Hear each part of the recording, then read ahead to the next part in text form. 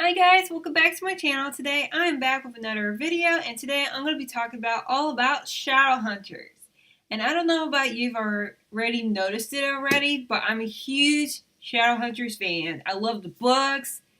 I even started warming up to the series especially. I mean, at first it was not a love at first sight, to be honest, but it kind of grew on me. So, oh well.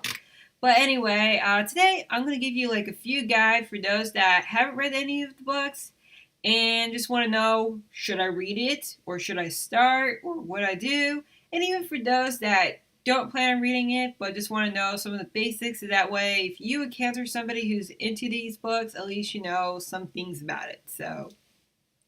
And just so you know, in this guide, I'm not going to be going for specifics between some of the things that are within a specific books, because there's so many books and I don't want to spoil it for you, like certain things that happen. But I'm going to give you like some of the major things that tend to overlap throughout all the series. So getting started, what is the Shadowhunters? And Shadowhunters are kind of like people who pretty much they pretty much go out into the world and also stop evil things from doing bad things to the world. So like they stop demons, they stop evil warlocks. They pretty much do like a lot of fighting. They also use these blades called seraph blades, and it's pretty much like weapons that been created by what's called the Iron Sisters. And the Iron Sisters, they pretty much are like, it's kind of like their own little monastery type of thing, and they're like, they make weapons that Shadowhunters use. The next thing to know about is, what is a Nephilim?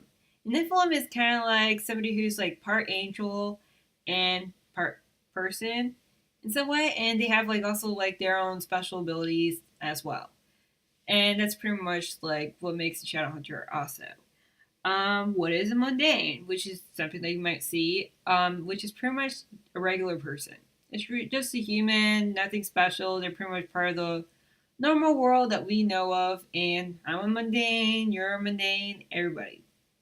The next question is, what is a Downworlder? A Downworlder is pretty much anybody who's like, supernatural. So technically, like, anybody who's like a vampire, werewolf, fairies, warlocks, and pretty much anything else that might be supernatural-ish. I mean, that's pretty much as you'll find, even some pixies every once in a while. The next question is, what is runes? What are they? Because you hear about them all along about runes, and you probably see people like having necklaces of runes and so on. And it's pretty much, they look like tattoos on Shadowhunters' bodies, but they're not really tattoos. They're actually just runes. These are markings that are put on the skin by using what's called a steel. And a steel is kind of like, it looks like a pencil or something that you draw on your skin.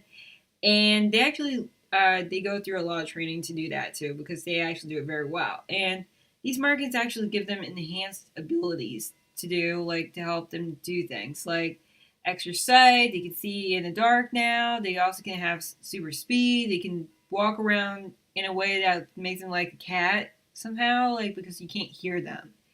And there's so many.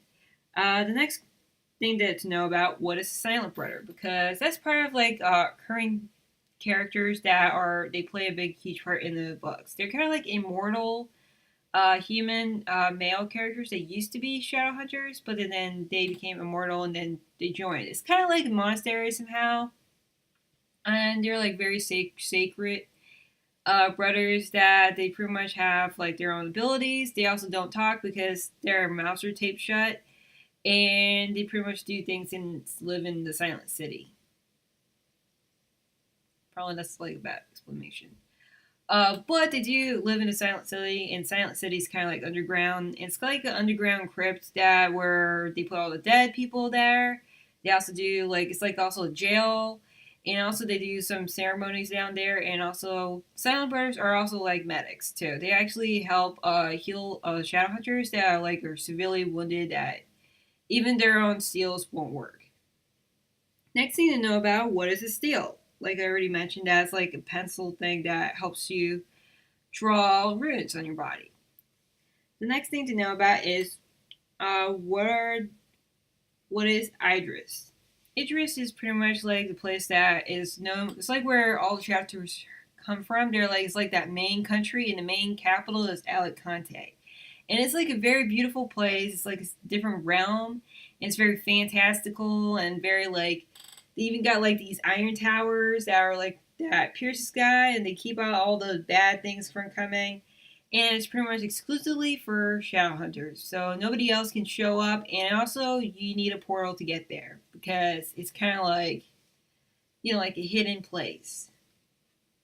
The next thing to know about is what is a Shadow World? And a Shadow World is like where you would find demons. It's pretty much made up of demons, and they're evil, and they all have different kinds of demons that show up throughout the series, throughout the books, and they pretty much are all problems. Sometimes they can also possess you. They pretty much can come from the sea. Sometimes they come from the ground. They pretty much are really evil, and once you get bitten by them, you're in trouble. So, And lastly, what is a parabatai? And this is like pretty much like you're destined has a bond with somebody else, and when you're connected through a rune ceremony that's special to them, and it's like your main bond, your own special other that you're connected to, and through it is like your 100% life partner in some way. So that's pretty much some of the things. And if you're looking to get started on Shadowhunter World and want to know what is the books that you should start with, I totally recommend. I mean, there's many books series from starting with the Infernal Devices, which is like a good place to start because one, it's like what everybody, it tends to be like a favorite out of all of them. I see it like as more popular. And if you're someone who likes steampunk or something that evolves in the 18th century, it's like a way to start. And it's only 3 books, so it's really good. And they're really, the characters, they're awesome. And then there's the Mortal Instruments, which is like a modern day, which like continues on. Personally, I still think you should start with this one because the Mortal Instruments is like 6 books in there, and it's like a lot. But I really love this series because it's so good. And that's pretty much like what I would start with this one, because if you get to this one, there is actually a lot of spoilers, pretty much spoils that throughout the other books, and they actually throughout the series, all the books, they have certain characters that actually show up in other books. They pretty much like for example, Magnus Bane, who's pretty much a powerful warlock. He pretty much will like appear in pretty much all of his own books, and he even has his own book called the Bane Chronicles. So that's pretty much all I got for today. And if you're totally interested in checking them out, I totally recommend them because they're awesome. So if you do like this video and want to learn more about Shadowhunters, or if you like Shadowhunters, I'd love to talk to you about it. And if you like this video, click on thumbs up.